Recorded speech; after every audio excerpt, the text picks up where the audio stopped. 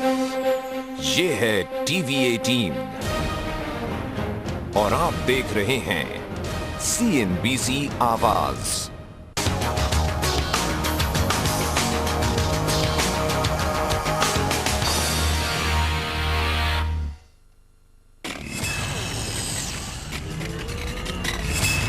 क्या देश की तरक्की का पहिया जाम हो गया है? ग्रोथ की रफ्तार के मामले में हम वहां पहुंच गए हैं जहां 10 साल पहले थे। जून तिमाही में अर्थव्यवस्था 5.5% की तेजी से बढ़ी है। पिछले साल इसी दौरान ये ग्रोथ थी 8%। लेकिन आज जिस तरह के हालात बन गए हैं उसमें 8-9% की रफ्तार बहुत दूर की बात लगती है। दलील दी जा रही है कि दुनिया की खराब हालत की वजह से यह हुआ है। कहा जा रहा है कि ऊंची ब्याज दरों ने यह हालत की है। रिफॉर्म रुके हुए हैं, निवेश बंद है और जिद्दी महंगाई की वजह से ब्याज दरें कम नहीं हो रही हैं। बिजनेस सेंटिमेंट इस कदर खराब है कि कॉर्पोरेट निवेश ही नहीं कर रहे हैं। सरकार भी बेबस दिख रही है। गठबंधन की राजनीति में सरकार ऐसी फंसी है कि वो बड़े फैसलों का साहस भी नहीं दिखा पा रही है। इधर देश में चुनाव की आहट सुनाई दे रही है, लेकिन निराशा के बावजूद अच्छी बात यह है कि लगातार 7 क्वार्टर में गिरावट का सिलसिला इस बार थमा है। पर इससे कितनी उम्मीद बंधनी चाहिए? क्या जितना बुरा होना था हो चुका है और यहाँ से विकास को रफ्तार मिलेगी? अगर हाँ तो कैसे? नमस्कार, मैं हूं प्रदीप पंड्या। इस सवाल का जवाब हम हासिल करने की कोशिश करेंगे कि कब सुधरेगी ग्रोथ, कैसे बढ़ेगी ग्रोथ और आज आए जीडीपी के आंकड़े क्या कहते हैं। इस बारे में बात करने के लिए हमारे साथ हमारे खास मेहमान मौजूद हैं। फिक्की के सेक्रेटरी जनरल राजीव कुमार, क्रिसिल के chief economist DK Joshi, Oriental Bank of Commerce के चेयरमैन और एमडी एसएल बंसल और एचडीएफसी सिक्योरिटीज के वीके शर्मा। यहाँ पर चर्चा की शुरुआत करेंगे अपने मेहमानों के साथ। राजीव कुमार साहब से पहला सवाल ये समझना चाहेंगे हम राजीव कुमार जी की देखिए, एक अभी भी हम देख रहे हैं कमजोर है 5.5 का आंकड़ा, लेकिन 5.3 से 5.5 हुआ तो ऐसा लगता है कि लगातार कई क्वार्टर्स तक गिरने के बाद अब कहीं एक बॉटम बनता हुआ लग रहा है। आपको लगता है ये सही है? हाँ, जितनी जो अपेक्षा थी उसके हिसाब से बिल्कुल सेटिस्फैक्ट्री है, मगर कहना ये जरूर पड़ेगा कि निराशाजनक भी है, क्योंकि ये दिखा रही है कि इस समय आर्थिक व्यवस्था, हमारी अर्थव्यवस्था जो है वो एक डिक्लाइनिंग ट्रेंड पर है। क्योंकि 5.3 से 5.5 होना इस बात की नहीं सूचना देता है कि हम लोग एक अपटर्न पे आ गए हैं। तो कहीं गलतफहमी किसी को ये ना हो जाए कि अब हमारा जो है वो जो डाउनवर्ड मोमेंटम है वो खत्म हो गया है and we hit the bottom. ऐसी चीज नहीं, ऐसा अंदाज नहीं होना चाहिए, ऐसा ख्याल नहीं होना चाहिए। आप कह रहे हैं कि ज्यादा खुश होने की जरूरत नहीं है?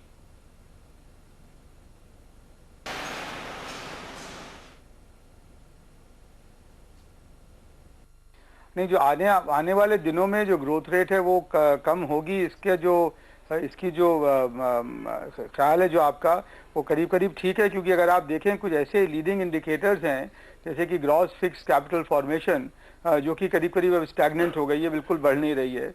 और कमर्शियल व्हीकल्स की सेल्स दिखाया गया है कि फर्स्ट क्वार्टर में 6.1% है, मगर हम लोगों को पता है कि ये जुलाई और अगस्त के महीने में इनका प्रोडक्शन बहुत ज़ोरों से गिर गया है, बहुत ज़ोरों से डिक्लाइन कर गया है और नेगेटिव होगा, और ये भी एक लीडिंग इंडिकेटर होता है। और अगर आप देखें कि बिजली का जो मसला है वो भी इस बार उन्होंने दिखाया कि फर्स्ट क्वार्टर में 6.9% से बढ़ा है। तो हमें पता है कि आने वाले दिनों में ये जो अगले क्वार्टर में भी इसकी जो ग्रोथ है वो भी कम होगी। और ओवरऑल जो सर्विसेज सेक्टर की जो ग्रोथ है 10% से ज़्यादा, वो हम नहीं उम्मीद कर सकते कि अब बनी रहेगी, क्योंकि मैन्युफैक्चरिंग स्टैग्नेट कर रहा है, 0.2% है, माइनिंग ख़त्म हो गया है। तो रियल इकॉनमी में जो हालात चल रहे हैं उसको लेके ये उम्मीद करना कि सर्विसेज सेक्टर की ग्रोथ 10 से ज़्यादा रहेगी, ये बिल्कुल मेरे ख्याल में गलत साबित होगा। तो इसलिए आपकी बात बिल्कुल ठीक है कि स्थिति काफ़ी विषम है और हम लोग ऐसी एक कगार पे खड़े हैं कि अगर अब इस समय कदम बहुत जल्दी इस पार्लियामेंट सेशन के बाद नहीं उठाए गए, संसद सत्र के बाद नहीं उठाए गए, तो हमें काफ़ी मुश्किल हो सकती है। और जैसा कि हम लोग कहते आए कि कई कदम ऐसे हैं जिनमें कि किसी भी लेजिस्लेटिव एक्शन की आवश्यकता नहीं है, जो कि सरकार ले सकती है खुद, और हमारा उनसे आग्रह है ये कि वो उन कदमों को लें। और मुझे पूरी उम्मीद है कि वित्त मंत्री उन कदमों को उठाएंगे और उद्योग मंत्री भी, क्योंकि उसके बिना हमारी जो ये हमारी आर्थिक जो गति है वो हो सकता है कि 5% से भी कम हो जाए आने वाले क्वार्टर्स में। तो हम देख रहे हैं कि कंजम्पशन धीमा पड़ा है, इन्वेस्टमेंट और भी ज्यादा धीमा पड़ा है। मोटे तौर पे कैपिटल गुड्स की जो डिमांड है वो काफी कम हो गई है, नेगेटिव हो गई है ग्रोथ दरअसल वहां पे। इसके चलते आप दबाव लगातार बना हुआ देख रहे हैं तमाम आंकड़ों पे। लेकिन जोशी साहब, क्या ऐसा लगता है कि इंडस्ट्री की जो धीमेपन की रफ्तार थी उसका असर अब आप सर्विसेज सेक्टर पे भी जाते हुए देख रहे हैं? क्योंकि सर्विसेज सेक्टर के जो आंकड़े हैं अगर हम देखें उसमें खासतौर पे एक सेगमेंट जो है ट्रेड, होटल, ट्रांसपोर्ट का, ये साल 2000-2001 के बाद लोएस्ट यानी 12 साल के लोएस्ट लेवल पर दिखाई दिया है और पिछले 3 क्वार्टर में सर्विसेज की ग्रोथ बहुत तेजी से कम हुई है।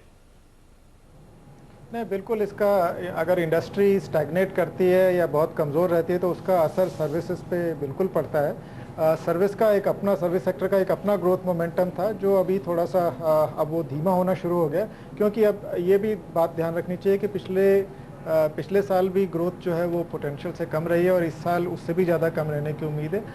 तो सर्विस सेक्टर पे इसका बिल्कुल असर पड़ेगा। और जो प्राइवेट कंजम्पशन कम हुई है तो उसका प्राइवेट कंजम्पशन आप ट्रेड, होटल, खासकर होटल और रेस्टोरेंट जो कैटेगरी है इसमें प्राइवेट कंजम्पशन कम होने का असर बिल्कुल दिखाई देता है। तो ओवरऑल अगर आप देखें 3 जो मुख्य चीज़ें हैं पॉइंट्स हैं जिनको ट्रैक किया जाता है डिमांड साइड से।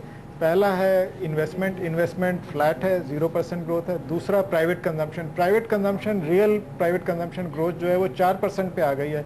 ये एक बहुत ही ज़्यादा वीकनेस इसमें दिखाई दे रही है। और तीसरा जो है वो external sector, exports already negative चल रहे हैं क्योंकि सर्विस सेक्टर एक्सपोर्ट्स अभी भी थोड़ा पॉजिटिव टेरिटरी में है, तो इसलिए ओवरऑल एक्सपोर्ट ग्रोथ पॉजिटिव है। पर इन तीनों डिमांड साइड एलिमेंट्स में बिल्कुल कमज़ोरी दिखाई दे रही है और आगे चलते हुए भी मुझे लगता है कि बहुत जल्दी इसका रिवाइवल नहीं होगा। और जो आज कोर सेक्टर के आंकड़े आए हैं उनसे भी ये साफ हो रहा है कि जो इलेक्ट्रिसिटी सेक्टर है उसमें भी अब क्लियरली स्लो डाउन आना शुरू हो गया है।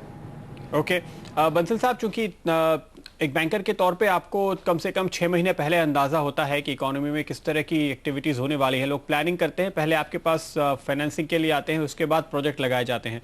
आपका क्या अंदाजा है, ये तस्वीर बेहतर होगी अगले 6 महीनों में या और बुरी? नहीं, देखिए अगले 6 महीनों में क्या होने वाला है, ये जैसा कि अभी मेरे पिछले साथियों ने बताया, हम पिछले 6 महीने से ऐसा महसूस कर रहे हैं कि प्रोजेक्ट जो कंसीव करने का जो लोगों का फीलिंग था वो काफ़ी पुअर हो गया है। अभी कोई नया प्रोजेक्ट लेके एंटरप्रेन्योर बैंक में नहीं आ रहा है और इसी वजह से क्रेडिट ऑफटेक बिल्कुल म्यूटेड है बैंकिंग इंडस्ट्री के अंदर। ठीक है, ईयर टू ईयर ग्रोथ हमको 16% दिखता है, लेकिन इंडस्ट्रियल ग्रोथ जो है वो जैसा कि फ्लैट है, उसी वजह से इंडस्ट्री के अंदर कोई भी एक्सपेंशन प्लान्स और नए प्रोजेक्ट लगने के बारे में मैं नहीं समझता कि कोई ऐसा सोचा जा रहा है। सबसे महत्वपूर्ण बात इसमें यह है कि बार बार हम बात करते हैं इंटरेस्ट रेट की। इंटरेस्ट रेट कोई एक ऐसा फैक्टर नहीं है जिसकी वजह से एंटरप्रेन्योर इस मामले में डिसीजन लेता है कि मुझे प्रोजेक्ट लगाना है या नहीं लगाना है। लेकिन पूरे एनवायरनमेंट में एक ग्लूमी सी सिचुएशन है जिसके अंदर एंटरप्रेन्योर का ऐसा नहीं लगता कि वो प्रोजेक्ट यदि आज की डेट में कंसीव करे तो वो COD अचीव कर पाएगा टाइम से, और COD अचीव कर पाएगा तो वो प्रॉफिटेबल हो पाएगा। यदि प्रोजेक्ट का COD अचीव होना एक निश्चित हो और उसमें प्रॉफिटेबिलिटी इंश्योर हो तो मैं नहीं समझता प्रोजेक्ट लगने में कोई उसको ज़्यादा सोचना पड़ता है। इंटरेस्ट रेट उसमें कोई बहुत बड़ा फैक्टर नहीं होता है। ओके, COD कहने का मतलब बंसल साहब का यह है कि जो वक्त तय किया आपने प्रोजेक्ट पूरा होने का उस वक्त पे वो पूरा हो जाए। अगर वक्त पे पूरा नहीं होता, डिले होता है, तो मुनाफा और भी कम हो जाएगा क्योंकि उसमें कॉस्ट एस्केलेशन होती चली जाएगी। लेकिन इस सारी चीज़ों का शेयर बाजार के लिए क्या मतलब है? क्या वहाँ पर आप गिरावट की उम्मीद करेंगे? क्या पिछले दिनों में जो हमने रिकवरी दिखाई है नीचे के स्तरों से वो टिक पाएगी या नहीं? VK शर्मा HDFC सिक्योरिटीज़ के बताएंगे हमें। हमारे सारे मेहमान बने हुए हैं, हमारे साथ लौटेंगे एक छोटे से ब्रेक के बाद।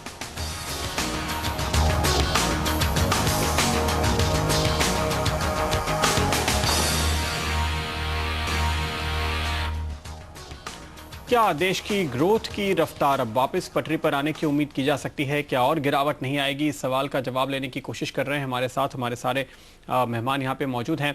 शर्मा जी, आपकी राय लेंगे यहाँ पे। जैसे कि बंसल साहब कह रहे थे कि एक ग्लूमी एनवायरनमेंट है और काफ़ी हद तक लोगों को भरोसा नहीं है कि कोई भी प्रोजेक्ट शुरू करते हैं तो वक्त पे पूरा होगा। ब्याज दरें नहीं बल्कि ये दूसरी चीज़ें जिम्मेदार हैं। जाहिर है कि उसमें कोई बदलाव आने के संकेत भी अभी तक साफ तौर पे दिखाई नहीं दे रहे। तो आपको लगता है कि ये जो शेयर बाजार में हम करीबन निफ्टी के 4,500 के लेवल से अब 5,500 के लेवल तक पहुंचे हैं, कहीं मार्केट ने मिसरीड कर रखा है, गलती कर रखी है, अभी बॉटम नहीं हुआ? जी, मेरा ये मानना है कि ये जो हमने आंकड़े देखे हैं इकोनॉमी के, ये सरकार की नपुंसकता के बावजूद हैं। उनके डिसीजन मेकिंग, उन्होंने अच्छा काम किया है उसकी वजह से ये नहीं है। उन्होंने कुछ नहीं किया है, उसके बावजूद ये जीडीपी हमारी पिछले क्वार्टर के मुकाबले थोड़ी बढ़ के आई। और मार्केट इस वक्त इस मूड में है कि वो रिलेटिव कंपैरिजन देखता है, पिछले क्वार्टर से देखता है, और ये भी देखता है कि आपने जो ग्रो किया बाकी लोग क्या ग्रो कर रहे हैं। तो उस मामले में भारतीय जो कमीज है वो बाकी अन्य देशों के मुकाबले काफ़ी सफ़ेद है। तो उस दृष्टि से एफआई फ्लो अभी भी जारी है और आगे जारी रहेंगे। और हमारा जो डेटा है वो रिलेटिवली कितने भी गलत क्यों ना हो, पर फिर भी हमारे जो डेटा पे कॉन्फिडेंस काफ़ी है।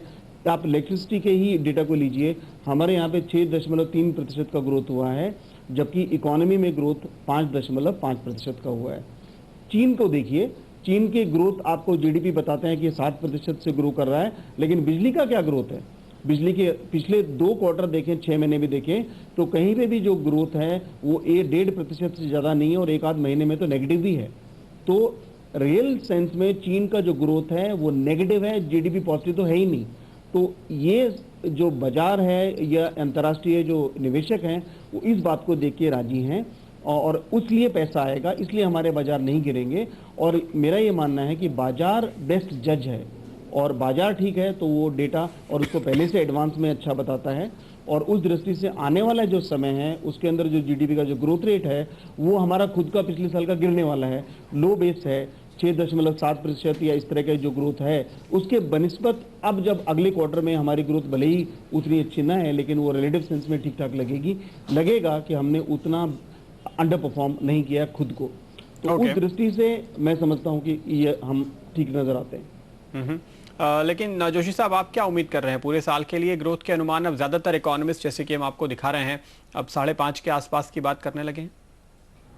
नहीं, हमने पिछले महीने रिवाइज किया था और हमारा मानना यह है कि 5.5% ग्रोथ रहेगी 2012-13 में। इसमें थोड़ा सा अपसाइड आ सकता है अगर सरकार थोड़ा क्विक एक्शन ले और कम से कम जो बॉटलनेक्स जिनकी पहले भी बात की जा रही थी उनको रिमूव किया जाए, कम से कम प्रोजेक्ट क्लियर किया जाए जल्दी से, और ब्यूरोक्रेसी जो है वो डिसीजन मेकिंग को थोड़ा और तेज़ी से करे। तो ये सब चीज़ें तो एकदम मटीरियली ग्रोथ को इम्पैक्ट कर रही हैं।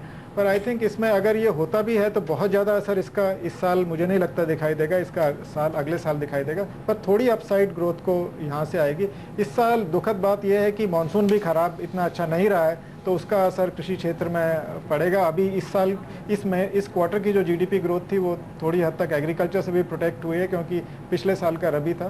तो आगे चलते हुए एग्रीकल्चर ग्रोथ कमज़ोर रहने के तहत हम देखेंगे कि ओवरऑल जीडीपी में भी थोड़ा डाउनसाइड उससे भी क्रिएट होगा। तो अभी तो हालात उतने ज़्यादा अच्छे नहीं लग रहे हैं, अनलेस और ग्लोबली जो है वो सिचुएशन पहले के मुकाबले और ज़्यादा ख़राब हो गई। यूरोप में कोई सोल्यूशन अभी इमीडिएटली दिखाई नहीं दे रहा है, तो वहाँ से रिस्क एपिटाइट फॉरेन इन्वेस्टर की लो रहेगी। ये बात ज़रूर है कि इंडिया और डेस्टिनेशंस के मुकाबले रिलेटिवली अट्रैक्टिव हो सकता है, और वो कैपिटल फ्लो जो है वो रिस्क एपिटाइट पे ज़्यादा निर्भर करता है। तो अभी ये थोड़ा सा वॉलेटाइल सिचुएशन ही मुझे आगे दिखाई दे रही है। लेकिन बंसल साहब, ऑल इन ऑल आपका क्या असेसमेंट है कि अब ये लगातार 2 क्वार्टर अगर हमने 5.25 5.5 के देख लिए तो आरबीआई पे दबाव बढ़ जाता है ब्याज दरें कम करने के लिए? हालांकि आप कह रहे हैं कि दूसरे फैक्टर्स पे भी नजर रखें, पर ब्याज दरें भी एक इम्पॉर्टेंट फैक्टर तो है। देखिए, रिजर्व बैंक ऑफ इंडिया का ब्याज दरों का केवल एक इंडिकेटिव वो रहता है। पिछले दिनों रिजर्व बैंक ने काफी स्टेप ऐसे लिए हैं जिससे बैंकों की कॉस्ट में कमी आई है। रिजर्व बैंक ऑफ इंडिया ने जनवरी से सीआरआर कम किया, पिछले दिनों एसएलआर कम किया, अप्रैल की पॉलिसी के अंदर उन्होंने रिपो रेट भी 0.5 बेसिस पॉइंट कम किया। ये सब फैक्टर इसकी वजह से बैंकों ने, आपने देखा, प्रोडक्ट स्पेसिफिक काफी रेट्स कम किए। बेस रेट मई के अंदर 25 बेसिस पॉइंट कम हुआ था, हमने ओबीसी ने 16 अगस्त से 10 बेसिस पॉइंट बेस रेट और कम किया। 2 चीजें बहुत ज्यादा जरूरी हैं। नंबर 1, जैसा कि मैंने कहा कि मार्केट में ग्लूमी सिचुएशन है, इसके लिए एक फील गुड फैक्टर सबको भेजना चाहिए, और फील गुड फैक्टर के लिए सरकार को, बैंक को और सभी रेगुलेटरी एजेंसीज को एक मैसेज देना चाहिए कि यस, अच्छा समय आने वाला है। बैंक यदि रेट्स, जैसा कि उन्होंने प्रोडक्ट स्पेसिफिक कम किए हैं, सर्विसेज सेक्टर थोड़ा अच्छा कर रहा है, बैंक ने होम लोन, कार लोन में लगभग सभी बैंकों ने रेट्स कम किए हैं, एग्रीकल्चर रिलेटेड प्रोडक्ट और एमएसएमई रिलेटेड प्रोडक्ट में सभी बैंकों ने रेट्स कम किए हैं। तो मैं समझता हूँ फील गुड फैक्टर देने के लिए रिजर्व बैंक हो सकता है थोड़ा स्टैंड ले, लेकिन इंटरेस्ट रेट का मैं बार बार ये कहता हूँ कि इसका एंटरप्रेन्योर के डिसीजन पे कोई ज्यादा असर नहीं पड़ता, लेकिन 25 बेसिस पॉइंट यदि कम भी हो जाए रिपो रेट और बेस रेट बैंक्स के 20 से 25 बेसिस पॉइंट कम हो जाए जी, तो मार्केट में एक फील गुड फैक्टर आएगा जो इस बात को एनकरेज करेगा कि यह डिसीजन लेने का टाइम आ गया। सितंबर में रेट कट होगा आपको लगता है? मुझे कोई ज्यादा उम्मीद नहीं है, लेकिन यदि इन्फ्लेशन के नंबर ठीक आ गए तो हो सकता है रिपो रेट 25 बेसिस पॉइंट कम हो जाए। इंतजार कीजिए इन्फ्लेशन के रेट का, because reserve bank of India को इन्फ्लेशन को कंट्रोल करना रिजर्व बैंक के लिए बहुत ज्यादा जरूरी है। बिल्कुल 7% के नीचे फाइनली पहुंचने में कामयाब रहे हैं, पर वहां टिके रहें तो शायद रेट कट जल्दी होगा। लेकिन क्या ये उम्मीद करें कि इकोनॉमी में यहां से आगे वाकई आप सुधार आते हुए देखेंगे, या फिर मार्केट आगे डिसअपॉइंटेड होगा और हम शायद 5% की ओर स्लिप होते हुए नजर आएंगे? सरकार से उम्मीदें काफी हैं, लेकिन विकल्प क्या है सरकार के पास, ये समझेंगे एक ब्रेक के बाद।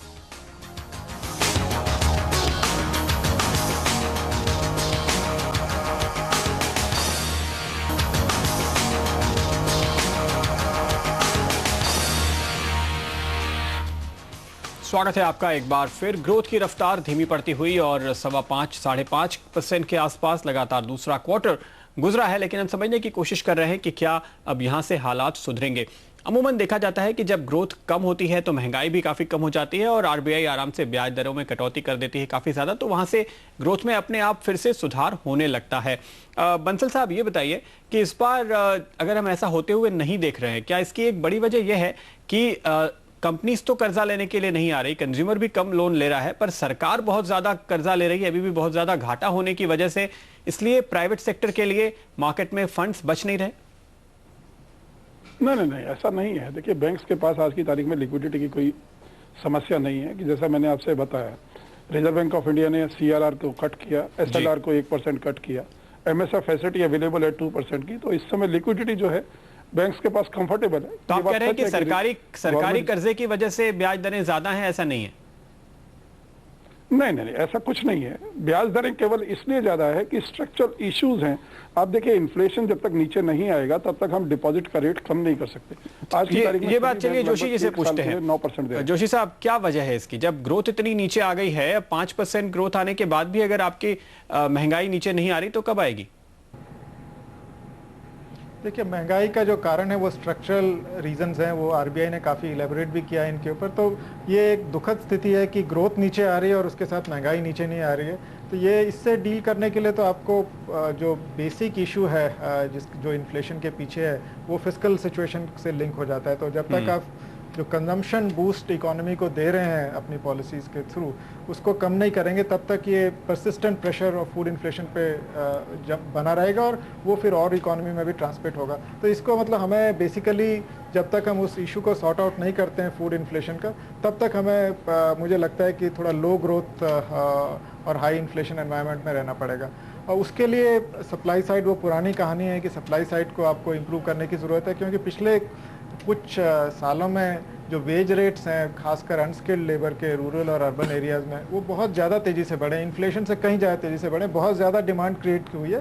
पर जो सप्लाई है एग्रीकल्चर और फूड आइटम्स की वो लिमिटेड रही है। तो जब तक हम ये सप्लाई साइड इशू बिल्कुल सॉर्ट आउट, लेकिन इमीडिएट तौर पर जैसे कि आप कह रहे हैं कि सरकारी घाटा जो है वो एक बड़ा मुद्दा है यहाँ पे। आप प्रोडक्टिविटी शायद तुरंत नहीं बढ़ा पाएंगे, लेकिन घाटा करके खर्चे बढ़ाने की जो सरकार की नीति है उसकी वजह से महंगाई बढ़ रही है। शर्मा जी, आपका रियलिस्टिक असेसमेंट क्या है? आगे सरकार अगले 6 महीनों में इस ट्रेंड को बदल पाएगी? देखिए, मैं एक दो एग्जाम्पल ऐसे देता हूँ जिसके अंदर इस सरकार के अंदर एम्बिशन नहीं है, चाहत नहीं है उसको कम करने की, और वो दम नहीं है जो स्टेप्स उनको उठाने चाहिए। एक सीधा एग्जांपल मैं देता हूँ, 30,000 करोड़ का आपका जो डिसइन्वेस्टमेंट का टारगेट है पूरे साल का, 21,000 करोड़ रुपए वेदांता ग्रुप देने के लिए तैयार है उस चीज के लिए जो आपने 2003-4 में जो आपने बोला था पिछली सरकार ने कि ये कंपनी आपको बेच रहे हैं, वो चीज अटकी पड़ी है। 70% आपका डिसइन्वेस्टमेंट का टारगेट एक झटके में पूरा हो जाएगा, आप क्यों नहीं कर रहे हैं? अगर ये करते हैं तो इमीडिएटली हमारे जो सरकार को बिना कुछ किए जो रेटिंग एजेंसीज हैं उनके मुंह पे टेप लग जाएगा, वो कुछ भी नहीं कर पाएंगे, भारतीय जो रेटिंग को छेड़ने की कोशिश भी कोई नहीं करेगा। तो ये जरूरत है छोटे छोटे कदम उठाने का। जो आपने डिजिटलाइजेशन का काम करना है 1 नवंबर से, उसको टालिए मत, तुरंत उसको लागू कीजिए। स्टेट गवर्नमेंट्स को पैसा आएगा, सेंट्रल गवर्नमेंट को पैसा आएगा। तो ये छोटे छोटे कदम उठाने की जरूरत है। उसके लिए कोई आपको चांद तारे तोड़ने की आवश्यकता नहीं है। सरकार चाहे तो एक झटके में कर सकती है, लेकिन पॉलिटिकल और पता नहीं इकोनॉमिक विल क्यों नहीं है। बिल्कुल। तो यहाँ पर उम्मीद है केवल बाजार को और निवेशकों को कि सरकार जरूर कुछ ना कुछ कदम उठाएगी इतनी बुरी हालत को देखते हुए। और आरबीआई लगातार ये कह रहा है कि सरकार एक कदम उठाए तो हम 2 उठाने को तैयार हैं। इसी उम्मीद के साथ फिलहाल हम लेंगे अपने सारे एक्सपर्ट से इजाजत। नमस्कार।